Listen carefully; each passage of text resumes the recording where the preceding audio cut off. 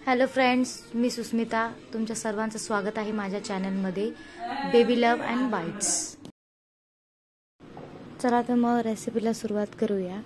एकदा की बाळ 6 महिन्याचं झालं की प्रत्येक आईला प्रश्न पडतो की बाळासाठी काय बनवायचं.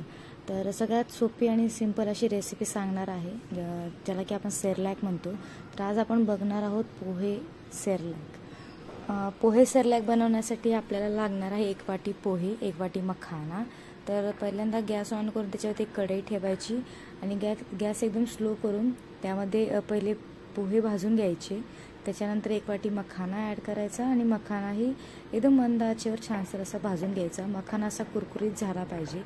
त्यानंतर मखाना आणि पोहे आपण दोन्हीही मिक्सरमधून ग्राइंड करून घेणार आहे. एकदम बारीक करून घ्यायचं, कारण की 6 महिन्याच्या बाळाला फारसं जाडसर पचणार नाही. त्याच्यासाठी नवीन जर्नी असते, सॉलिड फूड देतो असतो आपण त्याच्यासाठी, म्हणून एकदम बारीक असं करून घ्यायचं. त्याच्यानंतर आपण याच्यामध्ये ड्रायफ्रूटसुद्धा ॲड करणार आहोत. ड्रायफ्रूटसाठी पहिल्यांदा आपण 20 ते 25 बदाम घेतलेत, त्याच्यामध्येच 20 ते 25 काजू टाकलेत आणि आपण अक्रोडसुद्धा ॲड करतो. तुम्हाला हवे असेल तर तुम्ही पिस्ता वगैरे आणखी ड्रायफ्रूट्स ॲड करू शकता. ड्रायफ्रूट्स एकदम मंद असं आचेवरती छानसं भाजून घ्यायचे आहेत.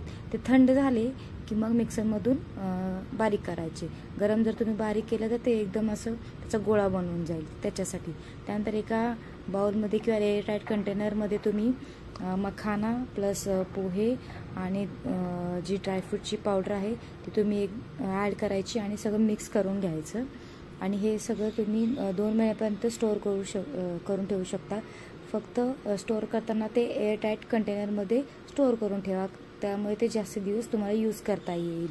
मी स्वतः तर फारसं 1 महिन्यापर्यंतच यूज करते, जास्त दिवस नाही यूज करत.